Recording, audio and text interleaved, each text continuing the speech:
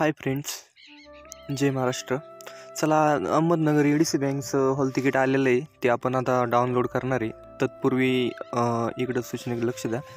आपला जो cyber cop SBN YouTube channel आहे याला सबस्क्राईब करून घ्यायचं आहे आपण, आणि लाईक आणि फॉलो करायचं आहे, शेअर करायचं आहे.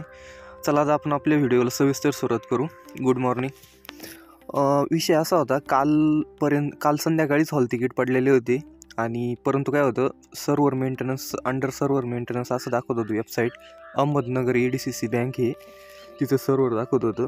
आता ज्या मुलांना मेसेज आलेले हॉल तिकीटसाठी, हे बघा इथं एक मेसेज आला आहे एका विद्यार्थ्याला, dear candidate kindly log in to EDCC bank ahmednagar.in download your exam hall ticket.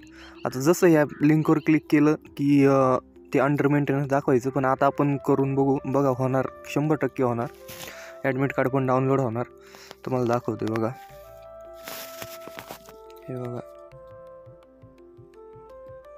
हे बघा ही साईट एकदम सुरळीत चालायला लागलेली आहे, तुम्ही बघू शकता. इथं फक्त प्लीज वेट म्हणतंय, इथं फक्त एक मोजून 3 सेकंद तुम्हाला वेट करायचं आहे. हे बघा असं पेज आपल्यासमोर हे झाल्यानंतर इथं online application portal the Ahmednagar district central cooperative bank LTD Ahmednagar 2024-25 recruitment process, इथं तपशील दिनांक दिलं आहे. त्याच्या साईटला इथं एक लोगो दिला आहे बघा. त्या लोगोच्या खाली ॲप्लिकेशन ID, अर्ज ID आणि पासवर्ड लॉग इन करा असं म्हणून इथं एक, हे बघा इथं झूम करून दाखवतोय. हे बघा ह्या उजव्या कोपऱ्यात, इकडं उजव्या कोपऱ्यात इथं तुम्हाला टाकायचा आहे तुमचा ID. तर तो ID मी इथं टाकतोय, बघून घेऊ शकता तुम्ही. हे बघा तो ID इथं मी टाकलेला आहे. आता खाली जे लॉग इन बटन आहे ना, त्याच्यावर क्लिक करायचं आहे तुम्हाला. इथं लॉग इनवर जसं तुम्ही क्लिक कराल, तुमच्या पुढे एक नवीन पॉपअप विंडो ऑन होईल.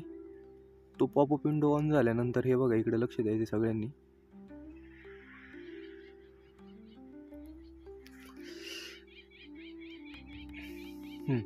असं तुमच्या पुढे एक पृष्ठ ऑन होईल.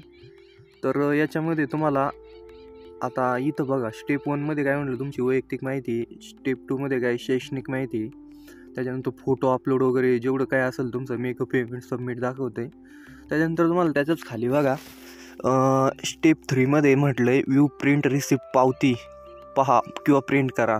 त्याच्या खाली म्हटलं एक्झाम कार्ड प्रिंट करा. आता स्टेप 4 काय म्हटलं त्यांनी, रिझल्ट निकालपत्र. म्हणजे आता हे बघा इथं बाकी सगळं एक ब्लॅक याच्यामध्ये फॉन्टमध्ये दाखवतं आहे, आणि इथं फक्त प्रिंट पावती आणि प्रिंट एक्झाम कार्ड हे प्रिंट करा, एवढंच तुम्हाला हे या वेगळ्या कलरमध्ये दाखवतं आहे, शेंद्री कलरमध्ये, किंवा तुमचा जो हा कलर दिसतोय तुम्हाला समोर त्याच्यामध्ये दाखवते.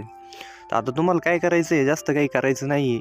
तुम्हाला फक्त आहे ना, हे जे एक्झाम प्रिंट कार्ड आहे ना, हे 2 नंबरचं, किंवा तुम्ही पावती पण प्रिंट करून नेऊ शकता, सोबत जवळ ठेवा. कारण गेटवर आहे ना तुम्हाला विचारणं होऊ शकते. आता आपल्याला माहीत नाही आहे याचं, आपल्याला ह्या कॅन्डिडेटचं आपल्याला आहे ना हॉल तिकीट काढायचं आहे. तर आपण आधी प्रिंट करून बघू याला कोणतं हे भेटलं आहे, नाही का, म्हणजे एक्झाम सेंटर याला कोणतं भेटलं आहे. तर चला, आपल्यासमोर ही स्क्रीन लोड होती आहे. हे बघा, हे हॉल तिकीट आलेलं आहे. अजित धर्मा सांबारे नावाने हे हॉल तिकीट आहे.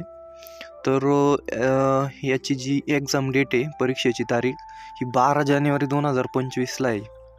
म्हणजे अजून किती दिवस राहिले बघा, 5-6 दिवस राहिलेत. आणि याचा एक्झाम टाईम आहे, परीक्षेची वेळ 1 PM to 2 PM, म्हणजे दुपारची वेळ याला. आणि त्यांनी काय म्हटलं, रिपोर्टिंग टाईम सांगितलेलं आहे त्यांनी. त्याच्या आधी तुम्हाला 2 तास अगोदर परीक्षा केंद्रावर उपस्थित राहायचं आहे.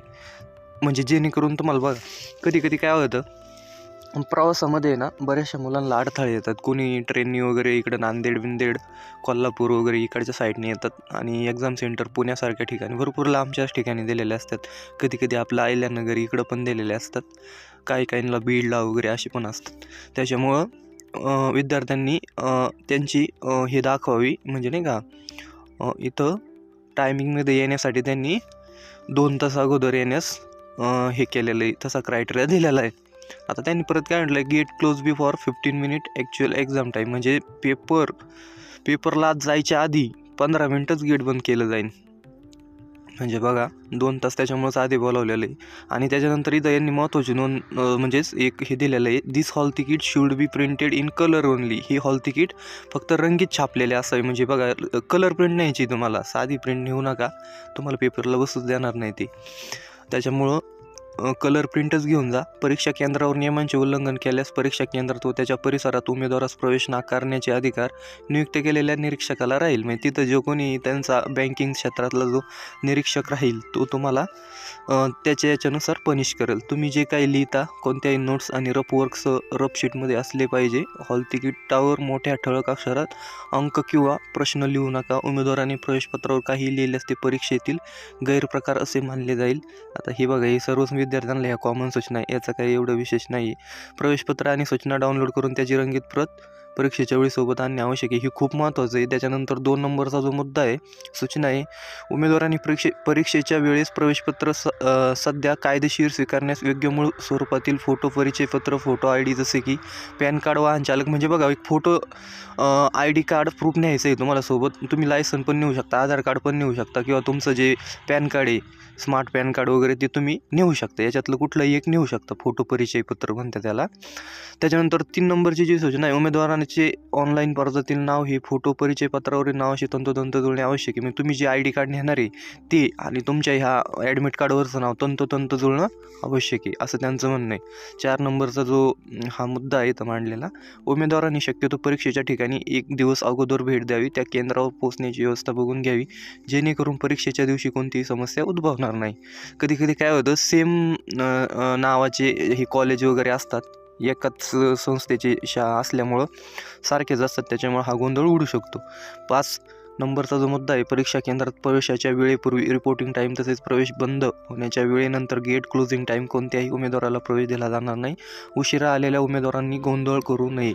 म्हणजे बघा काही मुलं जे लेट येत आहेत पेपरला वगैरे, त्यांना प्रवेश दिला जाणार नाही अशी त्यांनी ठळक सूचना दिलेली.